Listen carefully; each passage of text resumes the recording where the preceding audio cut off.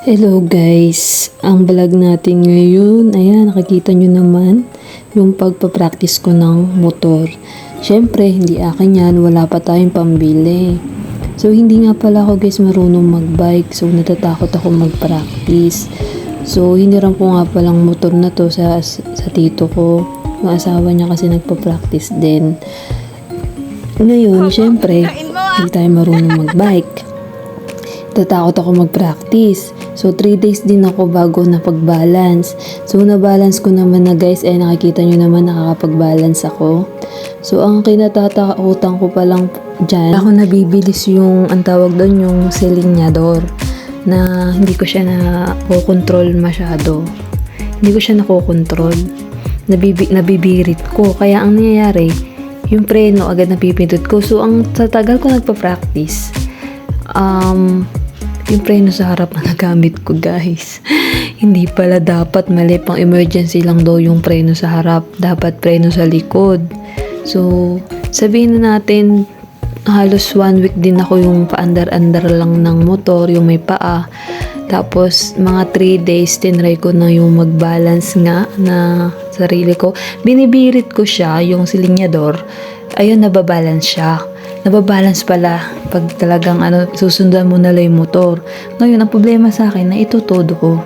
Kaya inaaral ko nga yung silinyador, yung pag-control nun. Ngayon, nag-try nga ako sa bayan. Alam nyo na nangyari sa bayan.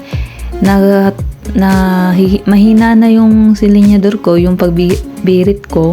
Bumiglang preno ko, ang lakas ng preno dun sa harap.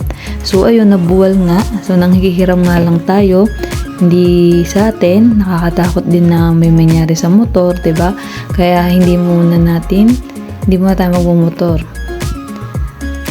Papahinga muna tayo kasi medyo nagsugat dito ko. So, ayun, natuto naman ako. Masarap din matuto ng motor kahit sa makakarating ka. Pero kasi kailangan ko pa ng more practice pa. Kasi yung silinya doon talaga yung problema sa akin na hindi ko makontrol. Nakakalimutan ko pa minsan. Ayan yung nangyari. Sa nila, eto nga pala, sabi nga nila, hindi daw ako matututo magmotor kasi hindi ako marunong magbike. Di, tinry ko kahit di ako marunong magbike. O di ba? Nakita nyo naman na pagbabalance ko na.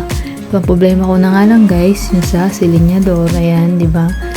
Na minsan nawawala rin ako sa pagbalance. Tsaka nga pala guys, pag pala nagpa-practice tayo magmotor o yung single, dapat nakapantalon tayo para safe, 'di ba? Tapos, yung pagpa-practice na lugar, dapat malapad talaga yung daan. Sa mga medyo malapad siya para maikot-ikot mo. Like sa mga bukid, ganun. Tuloy-tuloy na sana eh. Kasi dito lang ako nag-practice sa may amin, sa harap lang namin. Baba, akta yun naman, diba? Baba, taas yung ginagawa ko. Nakakapagod lang yung papaikot, diba? Nakikita niyo yung pag-ikot ko. Yan. Dito lang yung gawin. Hanggang dulo lang ako. Dulo lang ako nakakarating. Tapos babalik na naman ako guys. Ayan, huminto na ako. Tapos iikot ko na nga ulit yung motor. Tapos babalik na naman ako pataas. Yun nga lang problema kapag maliit lang pagpapracticean mo na daan. Medyo hindi ka masyadong magpapractice. Kaya ako kailangan kong pagpracticean ngayon yung malapad na daanan para makukontrol ko talaga yung pagdadrive. Kaya next time, doon na tayo sa malapad na daan, di ba? Ayan, nakita nyo naman ako guys. Ayan, dire-diretso na yung pagmumotor ko. Ayan, nakita nyo yung mga aso. Nakasundod sa akin yan. Sinusundan ako. Pero sabi ng aso, bakit ginagawa nito? So, yun lang guys. Salamat sa panonood. So, yun nga for today's vlog. Salamat sa panonood guys.